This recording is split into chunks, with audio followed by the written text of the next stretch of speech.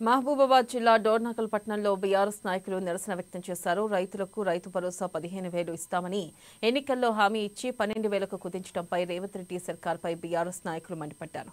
వరంగల్ డిక్లరేషన్లో రాహుల్ గాంధీ ప్రకటించిన 6 సంక్షేమ పథకాలను వెంటనే అమలు చేయాలని మాజీ ఎంపీపీ బాలు నాయక్ డిమాండ్ చేశారు. లేకుంటే కాంగ్రెస్ ప్రభుత్వం గద్దె దించే వరకు పోరాటం చేస్తామన్నారు.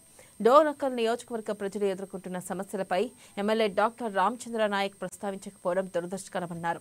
కేసీఆర్, కేటీఆర్పై తప్పుడు ఆరోపణలు చేస్తూ సమయం వృధా చేస్తున్నారని మండిపడ్డారు.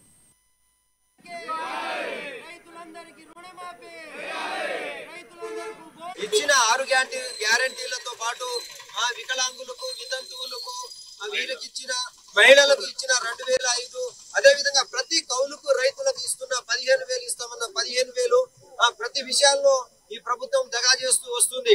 కాబట్టి ఇట్టి ప్రభుత్వాన్ని కూడా ఒత్తాసు పలుకుతున్నటువంటి ఇక్కడ ఉన్న నియోజకవర్గానికి సంబంధించిన ఎమ్మెల్యే కూడా ఈ నియోజకవర్గంలో ఉన్న ప్రతి సమస్యను కూడా పట్టించుకోకుండా రైతులకు సగం రుణమాఫీపై కూడా ఏనాడు కూడా ఒక అసెంబ్లీలో గాని ఈ రైతు బంధు మీద కూడా కన్నా ఏనాడు కూడా అసెంబ్లీలో మాట్లాడకుండా మరి ఇక్కడున్న గౌరవ ప్రభుత్వ విప్ ఎమ్మెల్యే గారు కూడా ఈ నియోజకవర్గ సమస్యలను అసెంబ్లీలో ప్రస్తావించకుండా ఏవేవో రాష్ట్రంలో కేసీఆర్ దొంగ, కేటీఆర్ దొంగ, రెడ్డి నాయక్ దొంగ అని అసెంబ్లీ పెట్టి కాలక్షేపం చేసుకుంటూ అసెంబ్లీని ముగిస్తున్నారే తప్ప ఈ నియోజకవర్గంలో ఉన్న రైతుల సమస్యల పైన ఏనాడు కూడా అసెంబ్లీలో ఇక్కడ ఉన్న గౌరవ ఎమ్మెల్యే గాని ఈ డోర్నకల్ మున్సిపాలిటీకి సంబంధించిన సమస్యల మీద కూడా ఏ ఒక్క రోజు కూడా అసెంబ్లీలో ప్రస్తావించిన సందర్భాలు లేవు.